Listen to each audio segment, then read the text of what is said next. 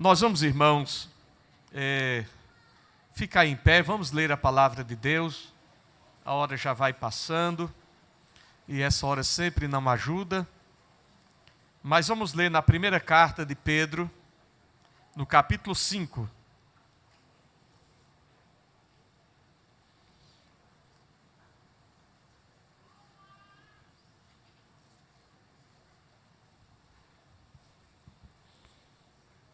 Vamos ler versículos 5 e 6.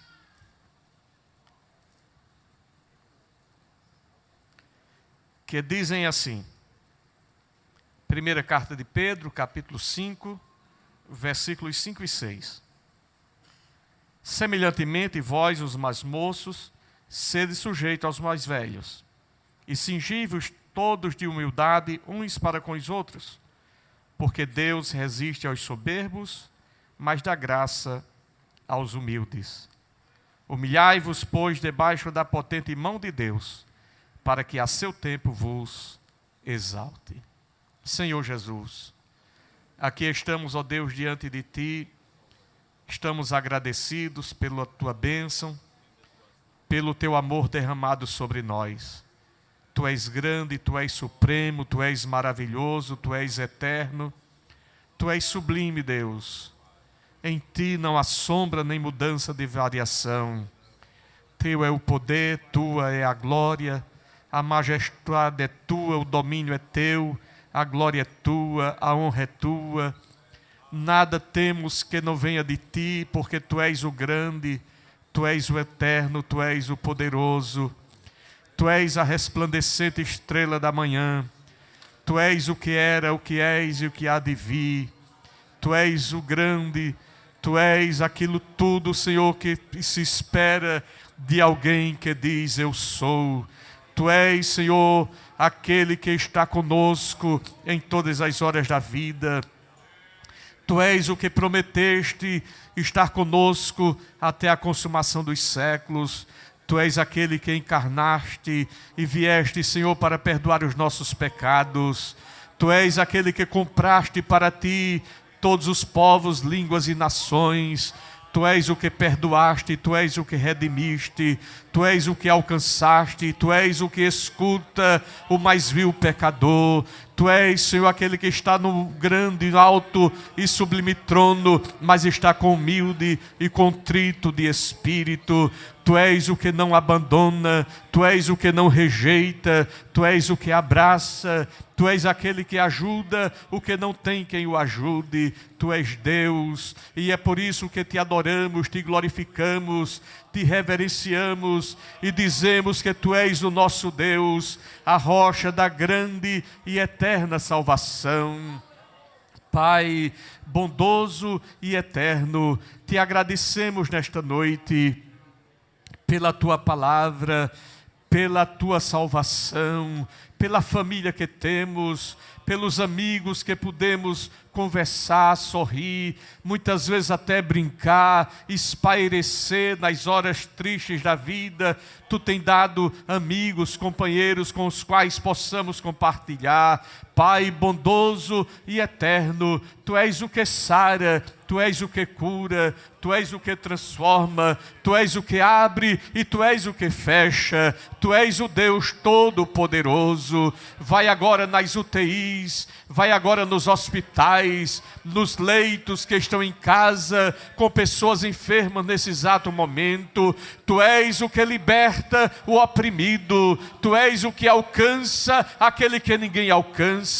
Tu és o psicólogo que restaura a mente. Tu és o Deus da vida que restaura a vida. Pai, vai ao encontro de cada um agora, trabalhando na vida, trazendo vida e saúde, equilíbrio emocional, espiritual, social, na vida de cada um. Senhor, salva a nossa terra, cura o nosso chão, despedaça o jugo do inimigo. Vem, Senhor, trazer para nós novos começos, novas esperanças em meio a tudo que ocorre em nossa nação. Fica conosco, Pai bondoso e eterno, nossas orações que foram feitas ali na calçada estão diante do Senhor, as lágrimas derramadas, os jejuns que foram colocados diante de Ti.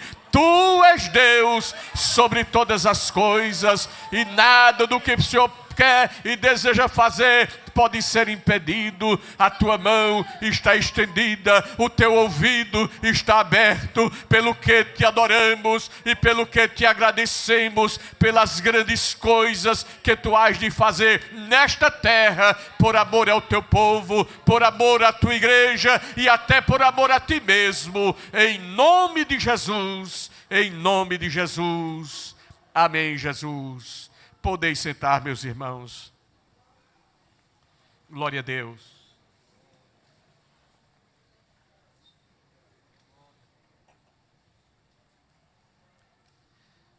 Estamos,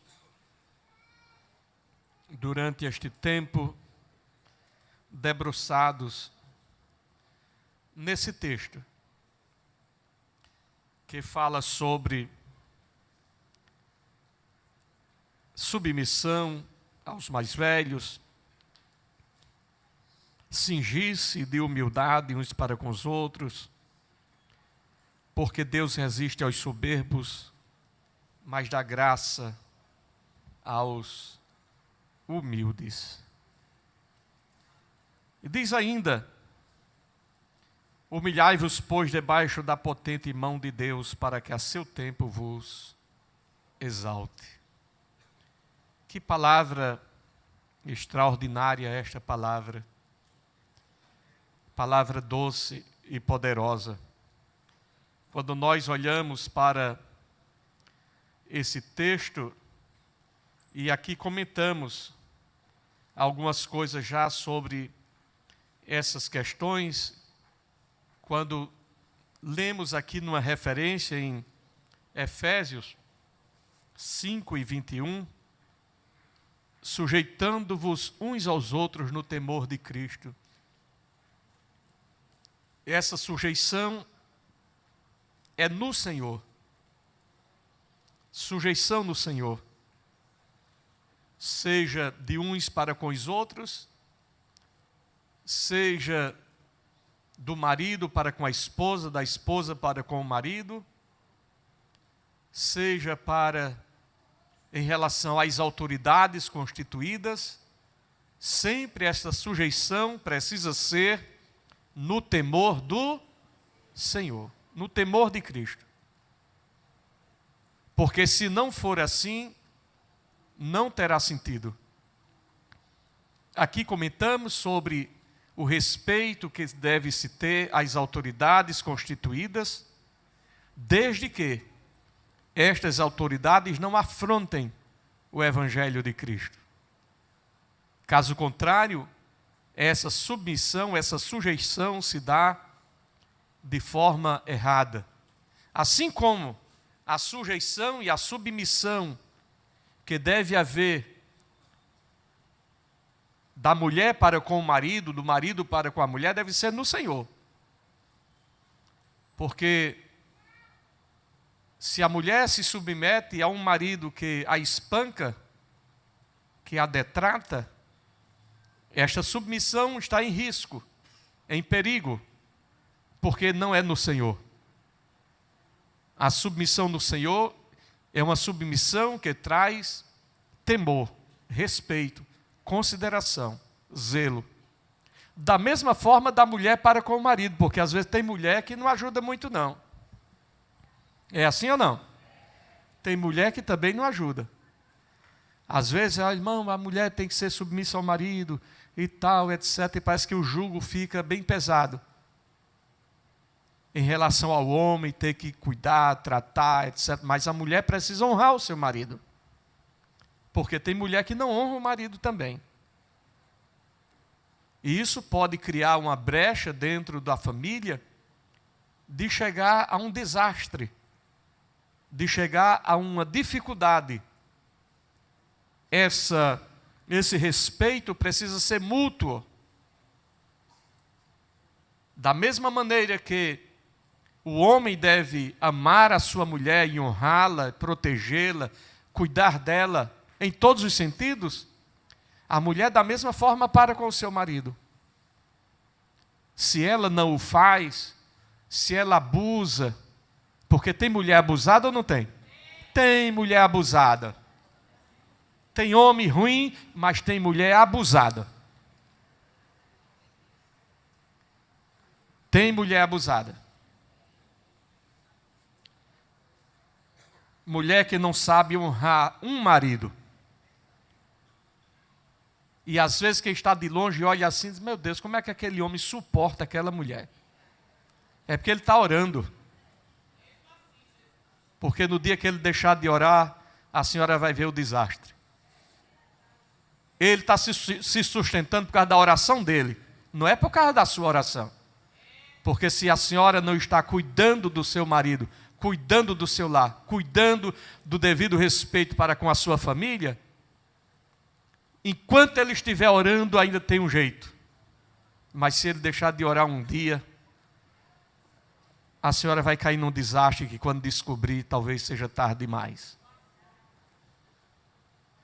Por isso, a Bíblia nos ensina, nos orienta, nos diz que até no aspecto de consagração, de separação da conjunção carnal entre o marido e a mulher, deve ser combinado.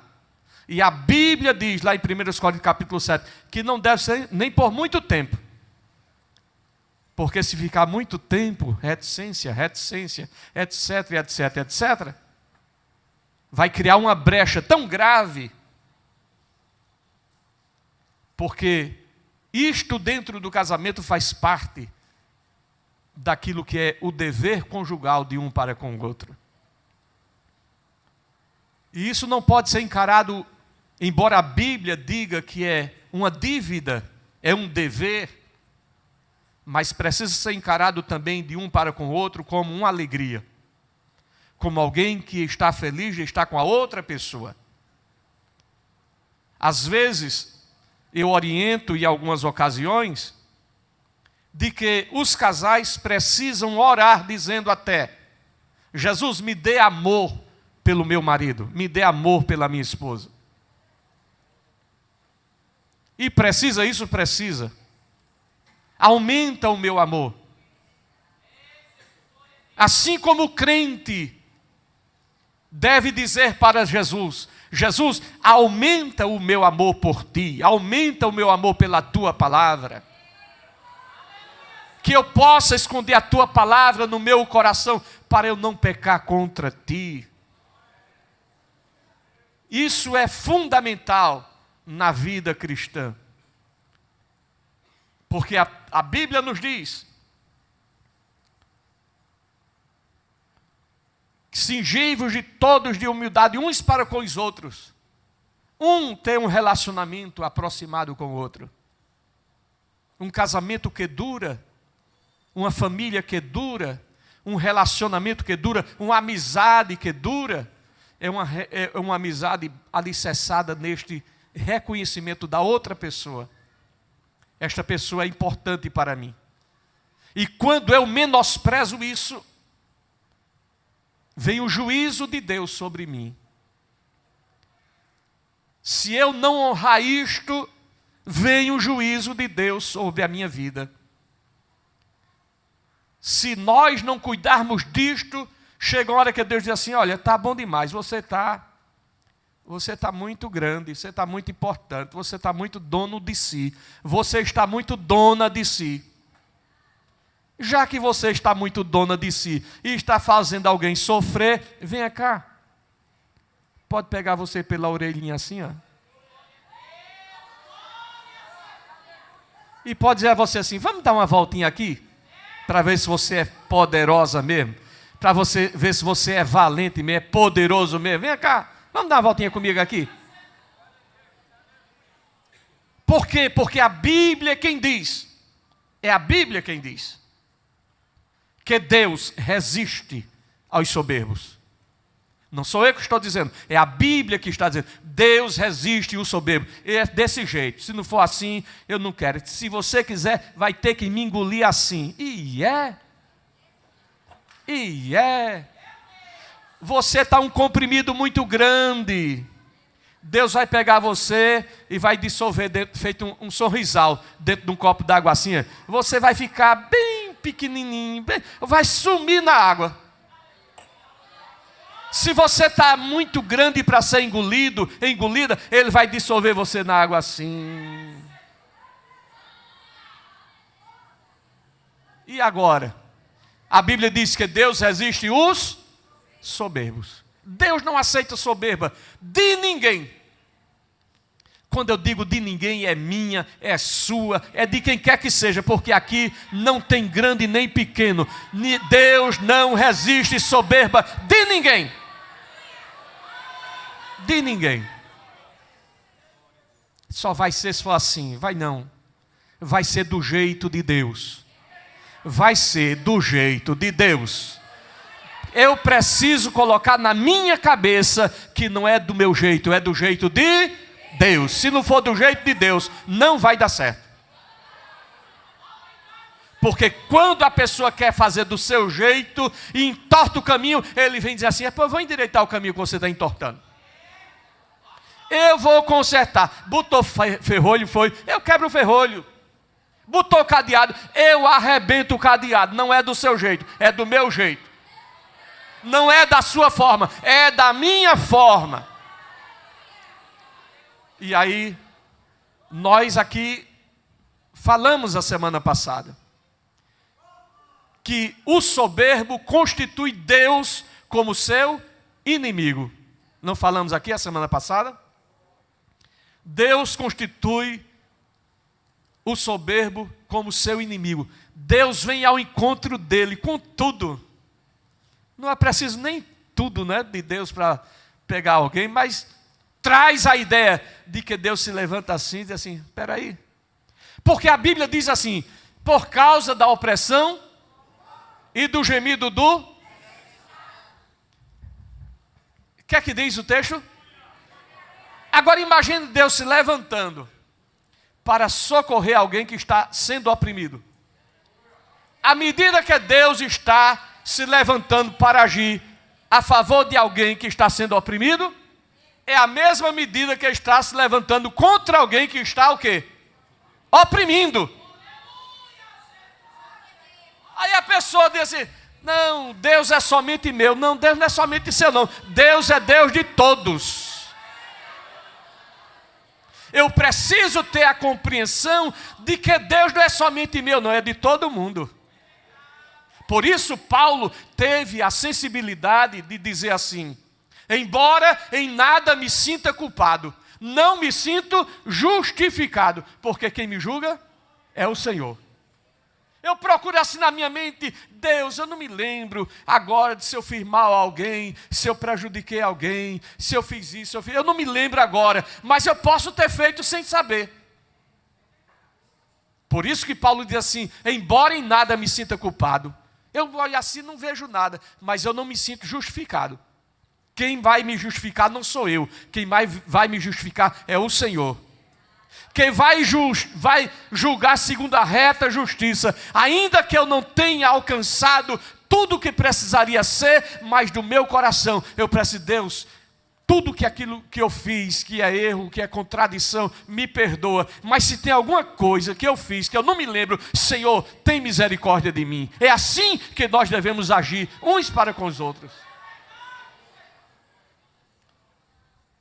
Às vezes, tem pessoas que querem separar a vida cristã da vida humana. Não há como separar. A minha vida cotidiana é a minha vida com Deus. Nós não estamos departamentalizando a nossa vida. Esse departamento agora é da vida com Deus, estou aqui. E esse agora é o departamento que eu posso ficar assim, assim, assim, dizer isso, dizer aquilo, falar disso, falar daquilo. Não. A vida do crente é uma vida só. A nossa vida está sempre diante de Deus. Eu não posso separar uma coisa da outra coisa. porque a minha vida é cotidiana. Por isso, é preciso isto na nossa vida. Mas, ainda vamos adiante um pouquinho aqui. No temor de Cristo, no temor do Senhor.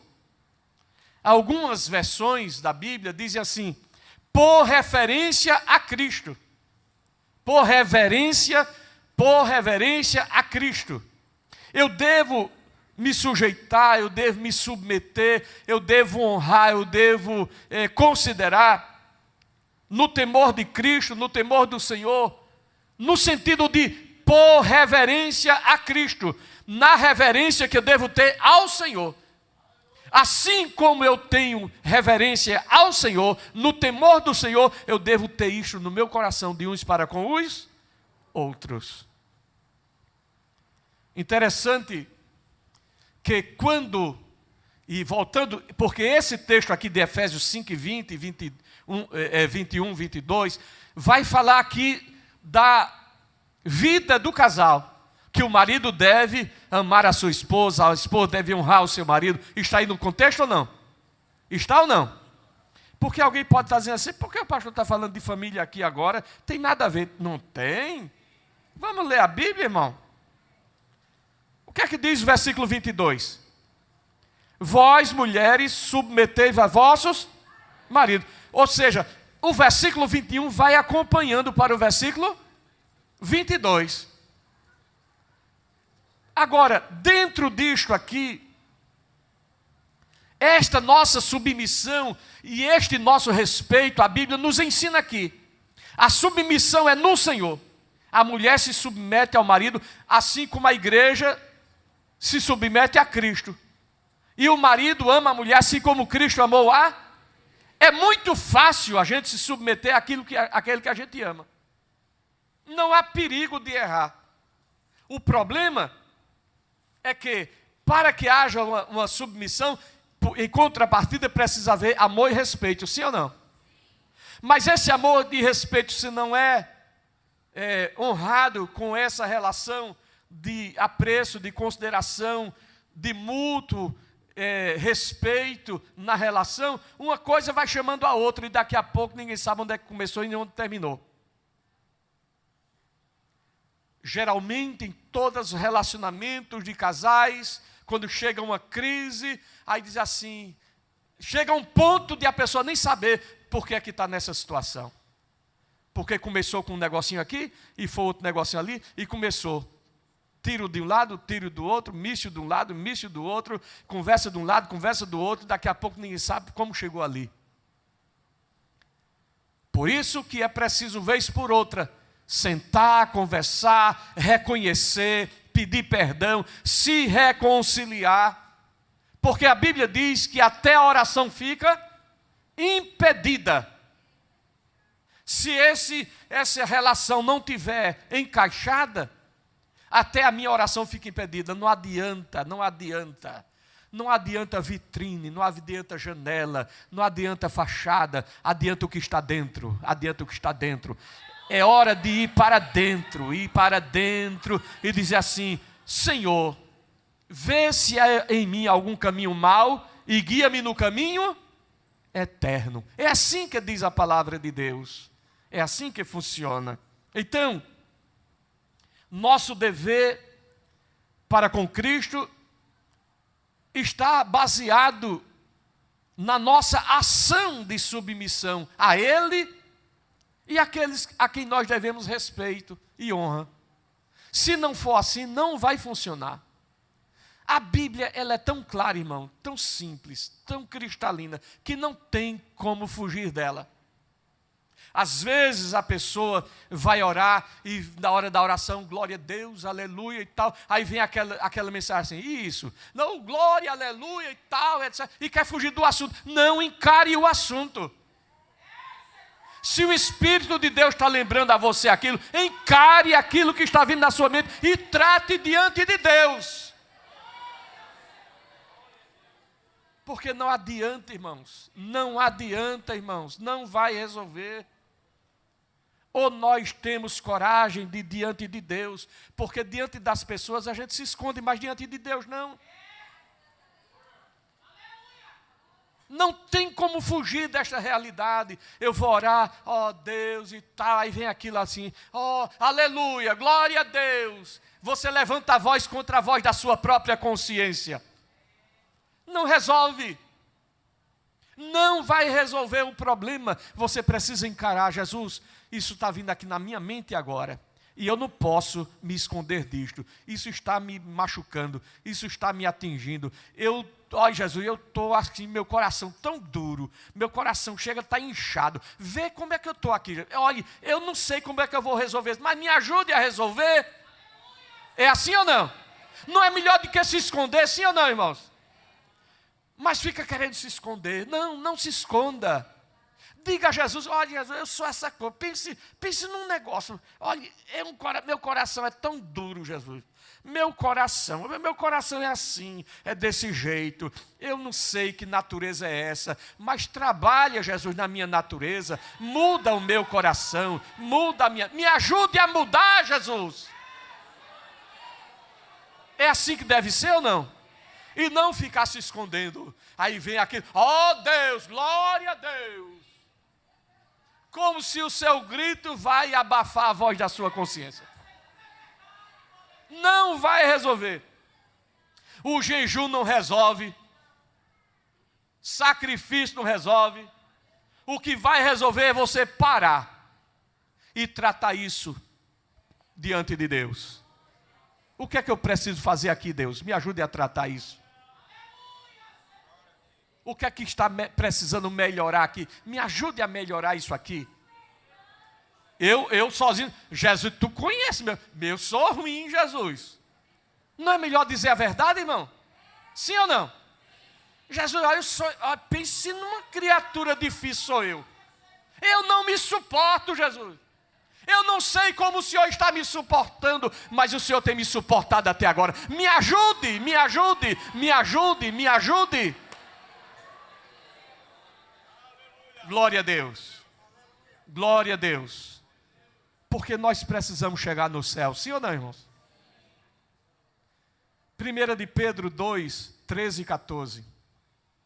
Sujeitai-vos, pois, a toda ordenação humana por amor do Senhor, que é ao rei como superior, que é aos governadores, como por ele enviados para castigo dos malfeitores e para louvor dos que fazem o bem.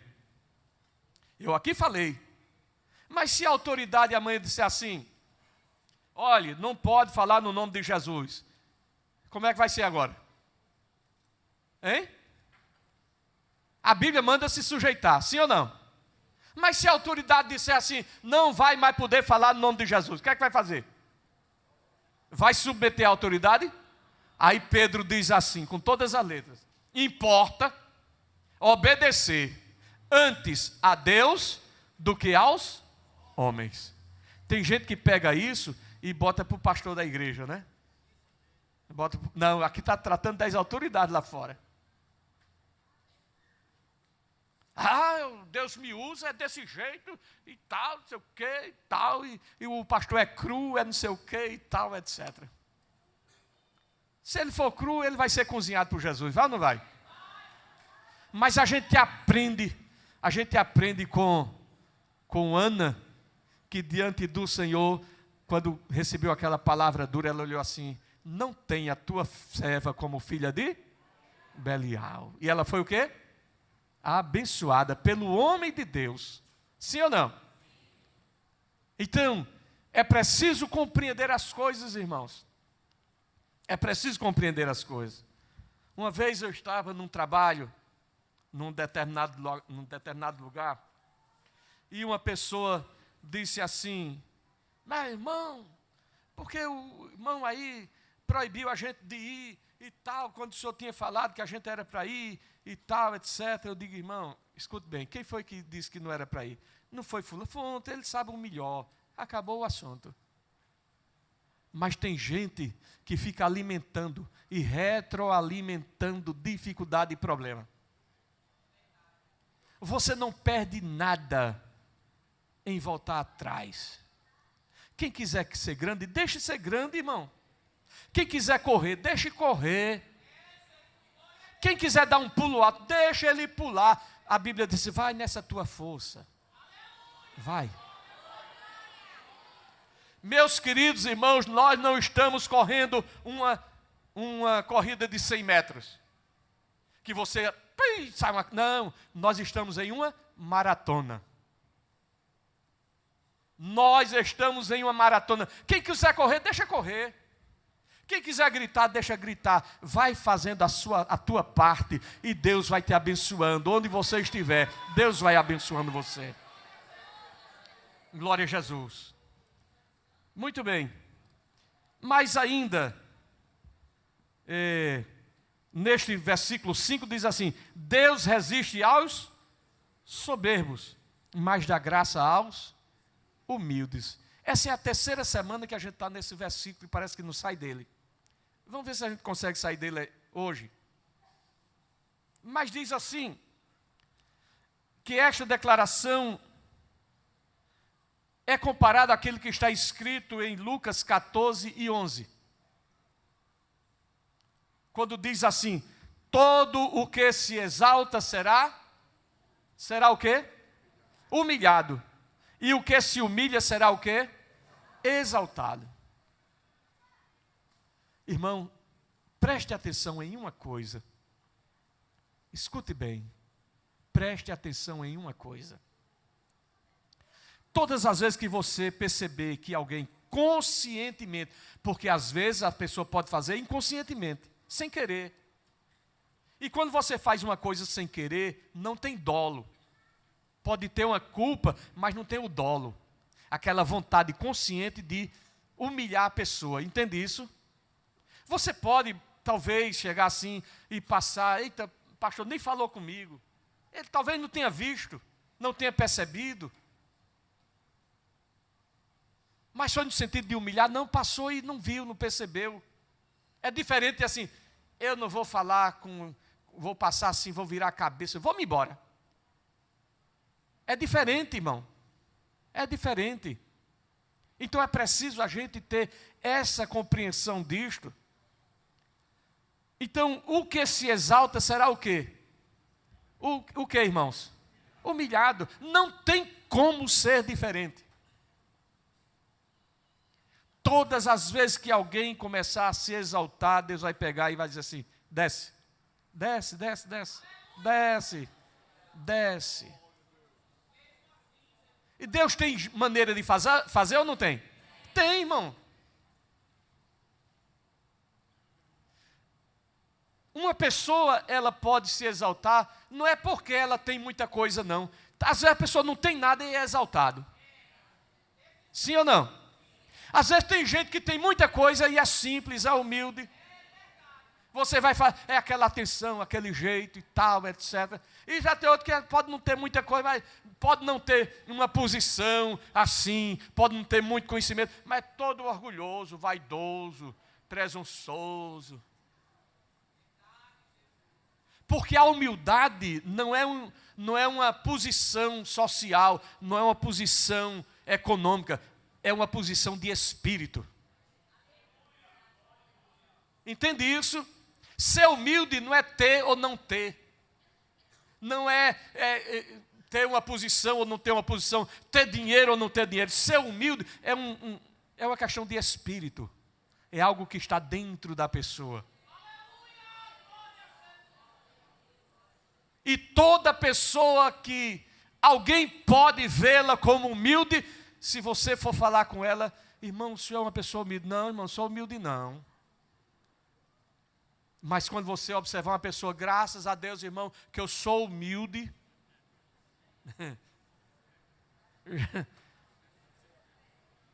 Olha, irmão, se não fosse a minha humildade,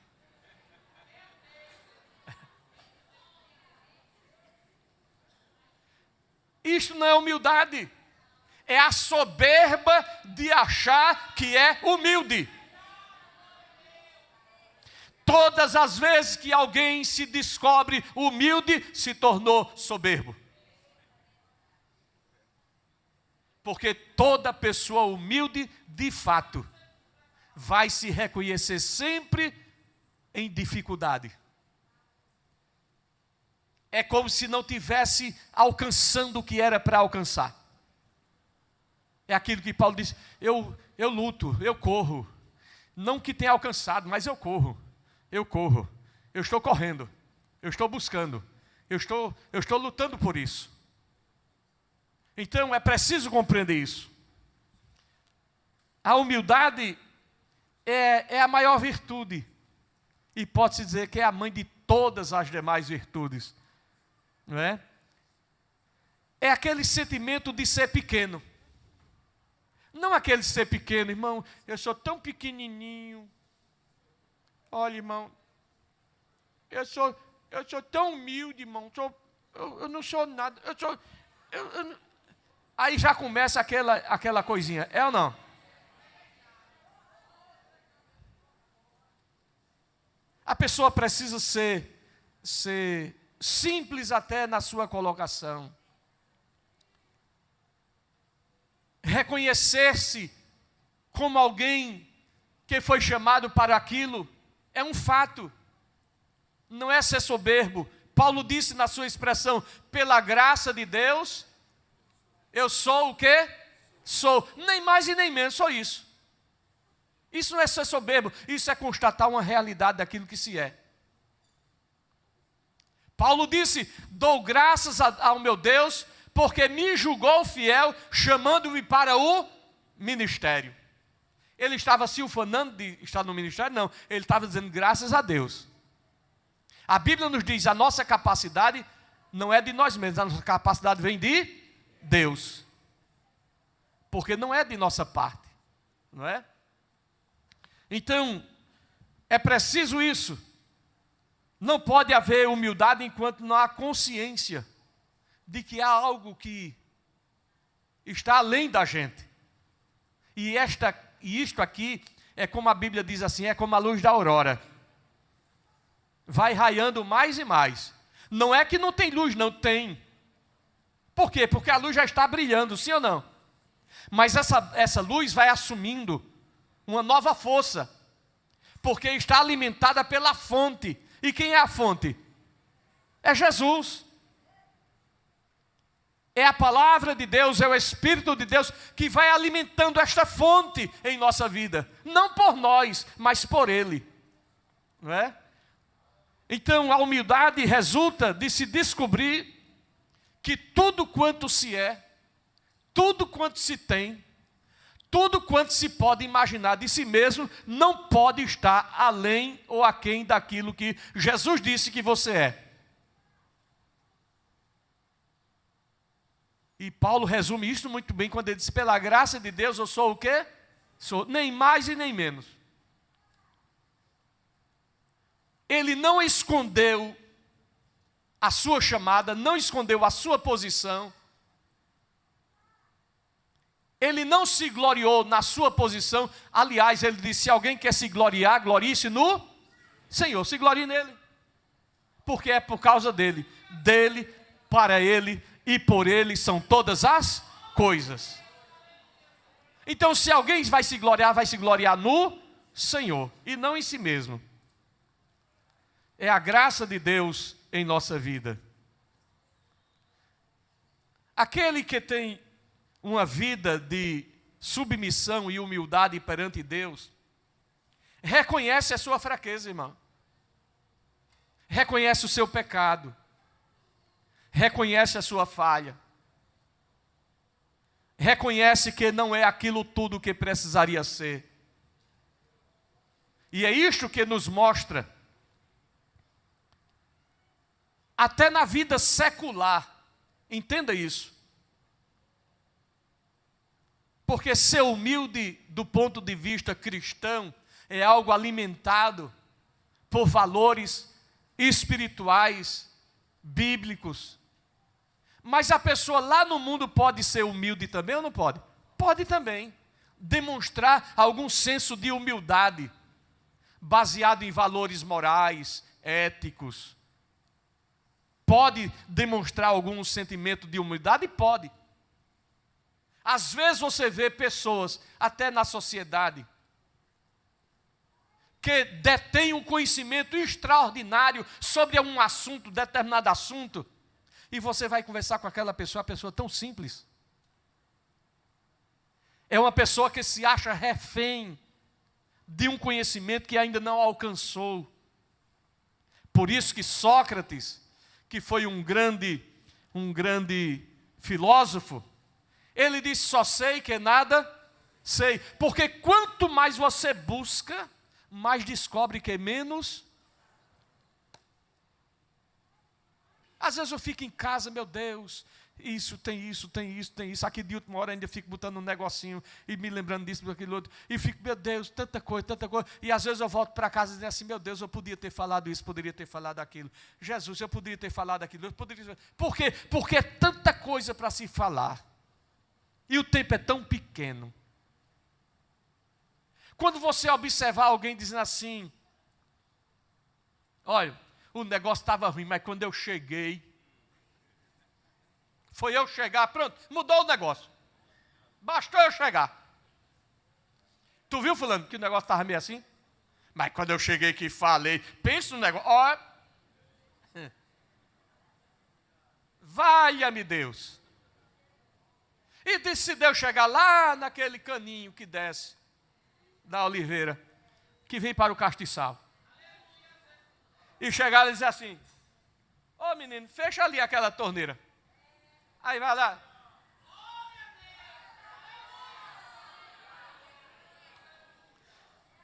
A gente só vai ficar com a lata na mão, sim ou não?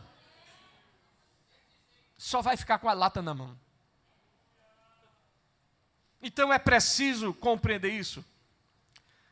Buscar a humildade diante de Deus e reconhecer a pequenez diante de Deus é demonstrar força e não fraqueza. A Bíblia diz: quando pensa que está fraco, quando eu penso que estou fraco, então eu sou, porque já não sou eu, é aquele que está em mim que vai me dando força e me ajudando a fazer. Mas se eu chegar, pai, eu estou, olha, hoje, a pessoa pode até dizer isso, porque está na unção do Espírito, sentindo a graça de Deus e a palavra de Deus está nela, mas não como um sentimento de vaidade pessoal, que fui eu escrevi, eu anotei, eu fiz isso. Não, não é nada disso, irmão.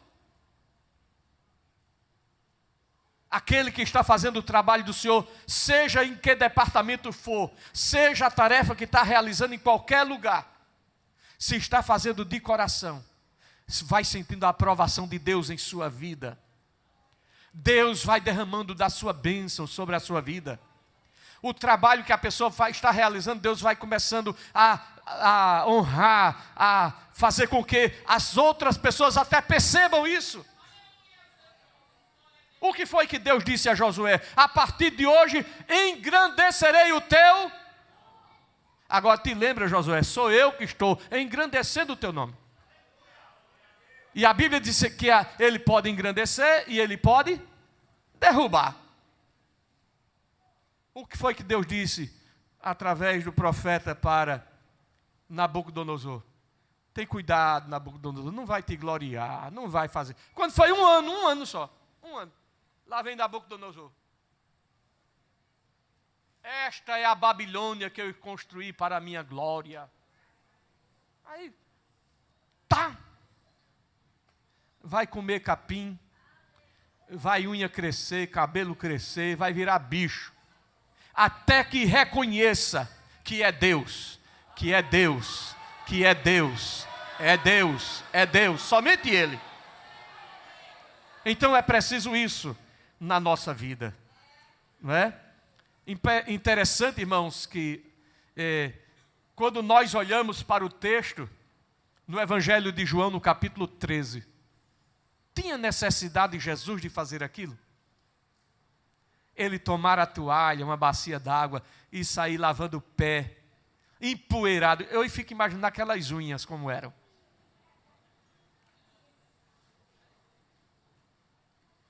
Sim ou não? Ou você acha que não, os discípulos sabiam que Jesus ia lavar o pé, pegou uma escovinha, botou o pé dentro d'água e ficou amolecendo aquela unha bruta. Hein? Será que tinha pé de cura para o discípulo ir naquele tempo? Não. Era a unha de dizer assim, quando ele precisava de um negócio para cortar, ele cortava na unha do pé. Valha-me Deus. não tinha sapato macio, era pé calejado naquelas sandálias de couro. Sim ou não? Não era sapatinho macio, né? Todo protegido com uma meiazinha. Não, era mocassim, tanto marca de sapato bom aí, não é?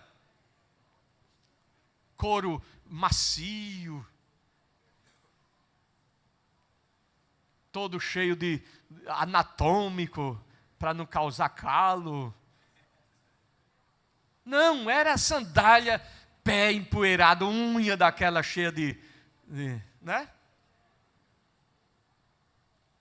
E depois da caminhada lá, Jesus pega a bacia, bota a toalha no braço, e ficaram olhando assim, o que é que Jesus vai fazer? E começou a lavar os pés dos discípulos. Meu Deus, que lição, irmãos. Não é hoje que alguém pode dizer assim, a pessoa vai lavar meu pé, eu vou logo lavar, escovar bem direitinho, vou chegar lá com o pé bem branquinho, que ele vai passar aquela aguinha, vai dar até um cheiro no meu pé e não vai ter nem nada demais. Não, naquela época não era assim não. Era o pé sujo mesmo. Era a unha suja mesmo. Não tinha uma tesoura boa não, acho que cortava com faca, feito no interior. O povo cortava unha no interior de faca. Eu sou do interior. Esse negócio de tesoura foi uma coisa moderna. É ou não é? Não existia tesoura assim não, era na faca assim, faca amoladinha, que ficava parecendo um casco de cavalo.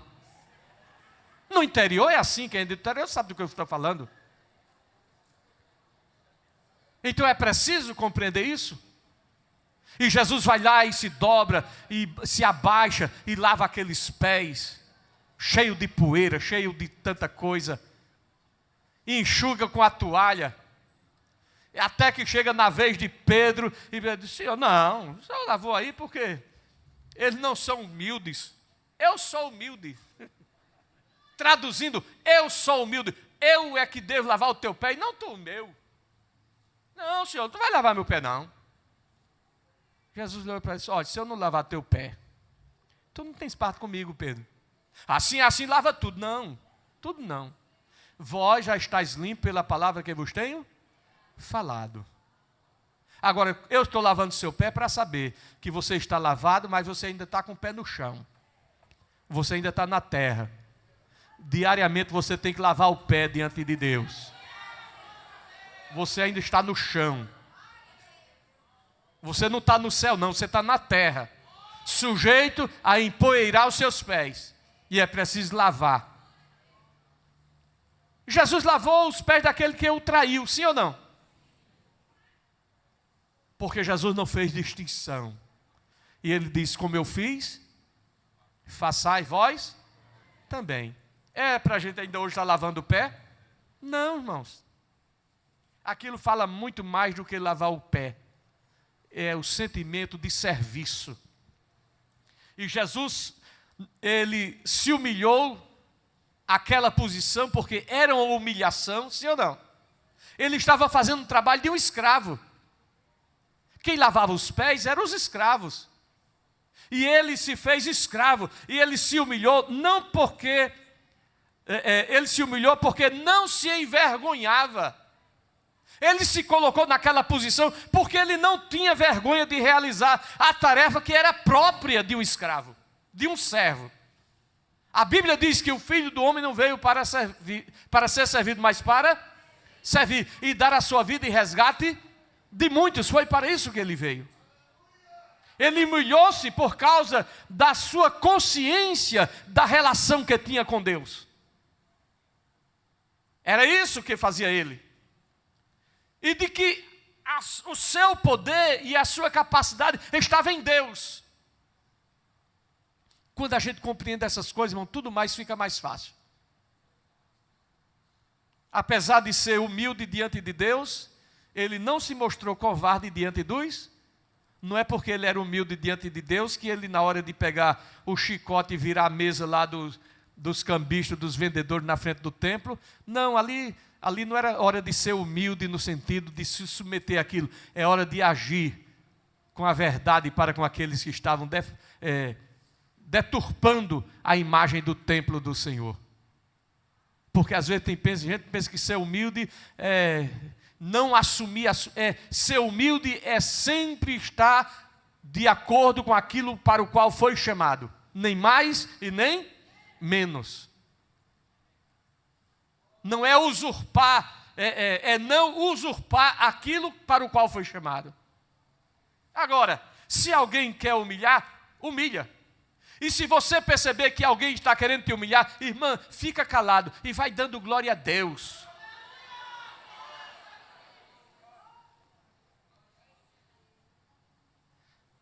Eu me lembro uma vez de alguém que passou por uma humilhação muito grande.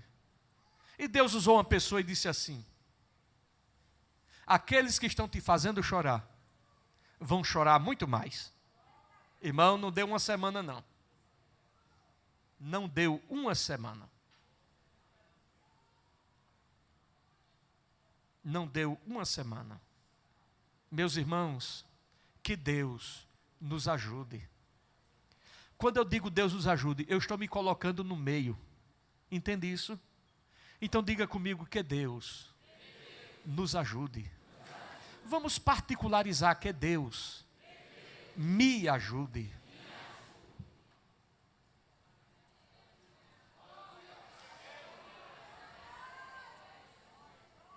Ser crente é algo tão extraordinário. É sublime ser crente. É maravilhoso ser crente.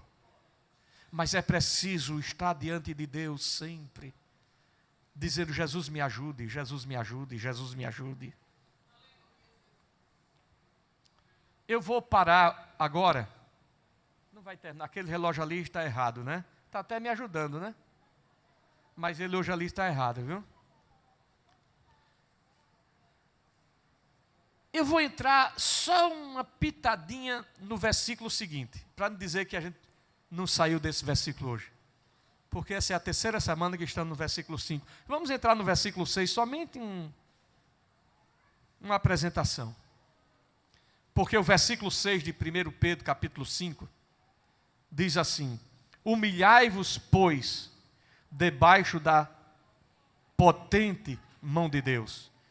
Em outra versão diz, da poderosa mão de Deus, para que Ele vos exalte no tempo oportuno. Em outra versão diz, para que a seu tempo vos exalte. E aqui nós vemos uma palavra importante: poderosa mão de Deus, potente mão de Deus. Eu estava hoje pensando num versículo, e eu fiz até uma palavrinha de 1 minuto, mais ou menos, falando sobre Isaías 41 e 13. O que é que diz lá em Isaías 41 e 13? Hein? Vocês estão lembrados direitinho? Isaías 41 e 13. Diz assim: porque eu, Senhor teu Deus, te seguro pela tua mão direita e te digo: não temas, que eu te ajudo. Aí a Bíblia diz aqui: humilhai-vos, pois, debaixo da potente mão de, para que a seu tempo vos exalte. Aí Deus está dizendo do outro lado: porque eu, o Senhor teu Deus, te seguro pela tua mão. É Deus com a mão dele segurando na nossa mão. Agora imagine um crente sendo segurado por Deus. É porque a gente não para pensar. Fica tão a cabeça assim. Vamos raciocinar. Imagine Deus segurando na mão de uma pessoa. Eu vou dizer de novo: imagine Deus segurando na mão de uma pessoa. Você já viu um menino quando o pai segura na mão dele? O menino está lá, pode vir o que vier. Meu pai está segurando minha mão, rapaz. Vem dar em mim agora. Vem mexer comigo agora. Ele está segurando na minha mão. É assim ou não? Uma historinha que eu sempre conto, tipo uma ilustração, que o menino toda vez apanhava na escola. E saía na carreira para não apanhar de novo. Aí nesse dia, saiu na carreira, quando dobrou a esquina era o pai. Correu no braço do pai, o pai pegou assim. Quando os meninos chegaram, dobraram a esquina, o menino estava na mão do pai e disse assim, vem bater em mim agora. Mais ou menos uma coisa assim. Mas a Bíblia diz aqui,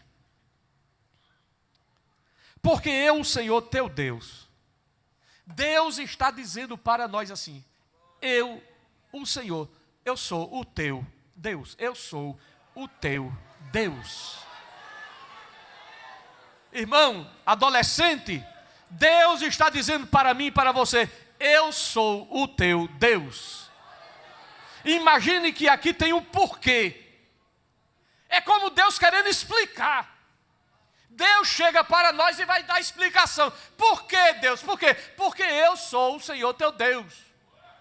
Por quê? Por quê? O porquê aqui denota alguém querendo explicar alguma coisa. Como que querendo dar até uma satisfação. Mas por que isso? Porque eu sou o teu Deus, rapaz. E eu te seguro pela tua mão direita. E te digo, não temas, porque eu te ajudo. Eu te ajudo. Eu te ajudo.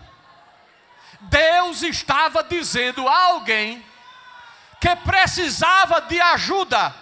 Deus estava dizendo a alguém que precisava de ajuda. E ele chegou e disse, porque eu, o Senhor teu Deus, eu sou o Senhor teu Deus. E eu quero dizer a você uma coisa, eu quero esclarecer a você uma coisa, porque eu, o Senhor teu Deus, te digo, não temas, não tenha medo, não se inquiete, não se preocupe, porque eu vou pegar pela tua mão direita e eu vou dizer assim, eu estou disposto a te ajudar, eu estou aqui para te ajudar.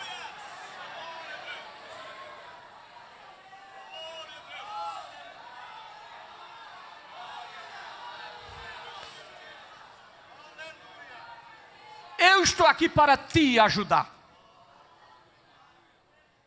É como se dissesse assim, eu sei que você não tem condição, eu sei que você não pode, eu sei que... Olha, no versículo 14 assim, não temas, ó bichinho. O que é um bichinho? Um bichinho é um inseto.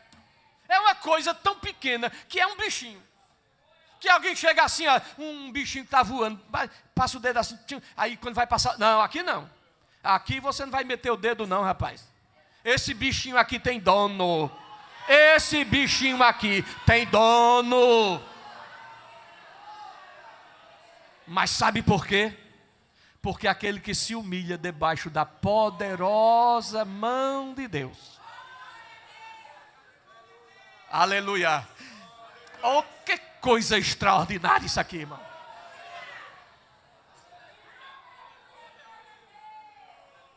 Que coisa extraordinária isso aqui. Quando o crente se humilha diante de Deus e diz, Deus me ajude, me ajude, me ajude, me ajude, me ajude. Aleluia, aleluia, aleluia. É um bichinho, é um bichinho, é um bichinho. Agora ninguém vai meter a mão no bichinho não. Ninguém vai machucar esse bichinho para extingui-lo não. Pode até fazer algum mal a ele, pode fazer algum mal, porque Deus permite ou não? Agora não é todo o tempo não. Chega o dia, vem cá, ei, vem cá. Aleluia, aleluia, aleluia. Eu vou parar aqui, porque a vontade é ir embora, é ou não é? Não é ir embora para casa não, é ir embora aqui, no assunto. Mas quando a gente se humilha diante de Deus, irmãos, e reconhece Deus como Deus, não vai importar o juízo que fizerem de você. Vai importar? porque as pessoas podem fazer todo tipo de juízo a seu respeito. Sim ou não? Sim. Ela é assim, ele é assim, ele é assim. Porque fulana disse que ela é assim. Fulano chegou para mim e disse, olha, é fonte segura. Que ele é assim, ele está assim, ela é assim, e não sei o que é assim, e não sei o que é assim. E Deus olhando assim. Tem 6 coisas que eu abomino, e a 7ª eu detesto. Sexta-feira a gente continua nesse negocinho aí, viu? Oh, meu Deus. Oh, meu Deus. Irmã, vai dormir, vai descansar. Quem quiser acrescentar condenação sobre si, deixa falar, irmã. Deixa falar, irmão. O que você precisa é ler o salmo que diz assim: em paz me deitarei e dormirei. O restante deixa com Deus, deixa com Deus, deixa com Deus, deixa com Deus, deixa lá com Deus.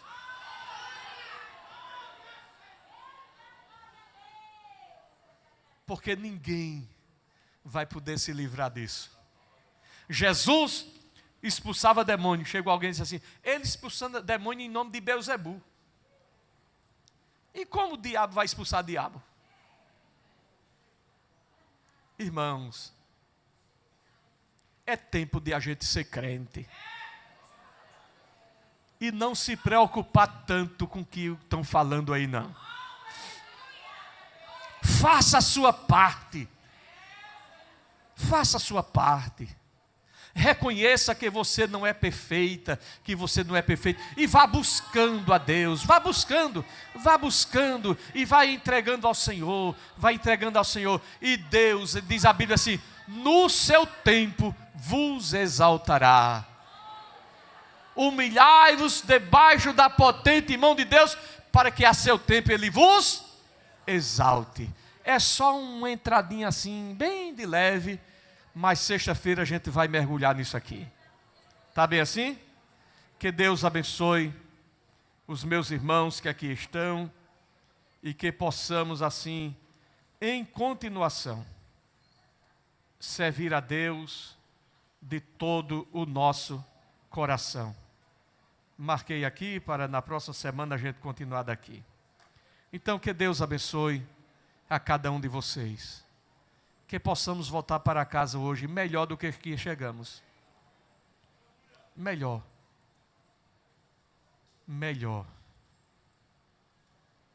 Eu preciso aprender um pouco aqui. Eu preciso aprender um pouco ali. Eu preciso aprender mais de Deus. Porque Ele é quem cuida de mim. Se uma porta se fecha aqui, outras portas se abrem ali. Eu preciso aprender mais de Deus, porque Ele é quem cuida de mim. Conhecimento é como uma árvore que abriga, oxigena, gera flores e frutos. Mas é preciso, antes disto, cuidar, regar, se dedicar. Toda grande árvore começa de uma simples semente, uma primeira atitude. Faça a sua matrícula no curso Bacharel Livre em Teologia do CT Adalp. Você não precisa estudar todas as noites e pode ter descontos de 25%, 50% e 100%. Invista no conhecimento. Saiba mais sobre os diversos ramos da teologia: bíblica, exegética, sistemática, prática e muito mais.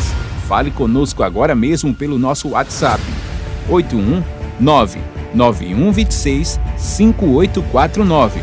CT Adalp, contribuindo na formação do caráter cristão e capacitando a igreja para o bom desempenho na obra de Deus.